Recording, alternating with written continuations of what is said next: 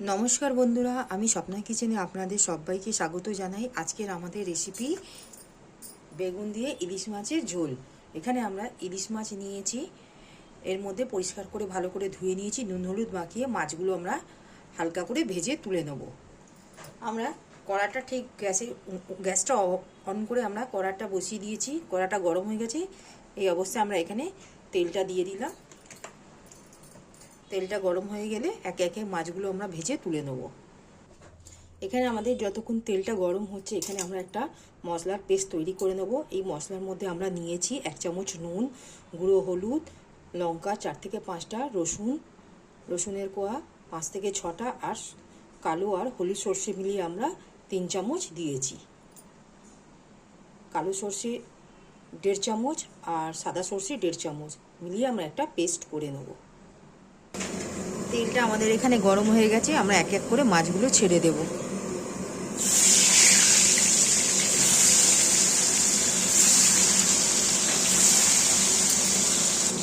एखाने आमादेर मशलार पेस्टटा आमरा तैरी करे निलाम। माछगुलो आमरा एक एक करे भेजे आमरा भाजा हये गेछे एक एक करे तुले नेब।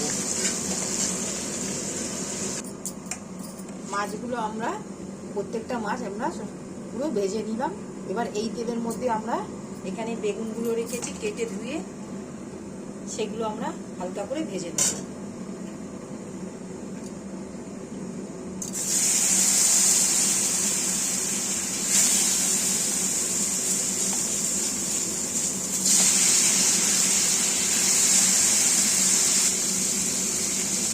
এখানে আমরা নুনটা আন্দাজ করে দিয়ে দিলাম।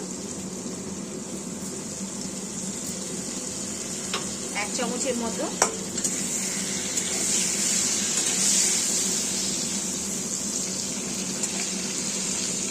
আর হলুদ গুঁড়ো আমরা দিয়ে দেবো 1 চামচের মতো হলুদ গুঁড়ো দিয়ে দিলাম।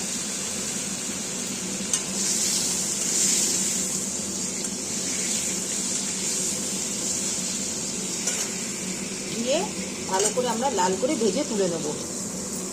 বেগুনগুলো ঠিক আমাদের লাল করে ভাজা হয়ে গেছে। দেখুন ঠিক এই অবস্থায় আমরা বেগুনগুলো তুলে নেব এক এক করে। দেখুন বেগুনগুলো আমরা ভেজে নিয়েছি। ঠিক এই মাছ ভাজার তেলে আমরা এখানে 1 চা চামচের মতন কালো জিরার ফোড়ন দিলাম।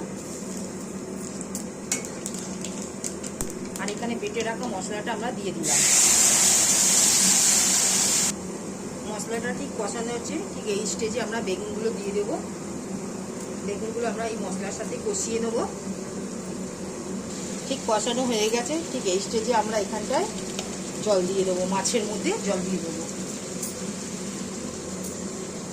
এখানে জলটা ঢেলে দিয়েছি। দেখুন বন্ধুরা ঠিক এই স্টেজে আমরা এখানে একটা ঢাকা দিয়ে চাপা দিয়ে বেগুনগুলো ভালো করে আমরা সেদ্ধ করে নেব। ঢাকাটা খুলে আমরা একবার দেখে নেব আমাদের বেগুনটা কতটা সেদ্ধ হয়েছে।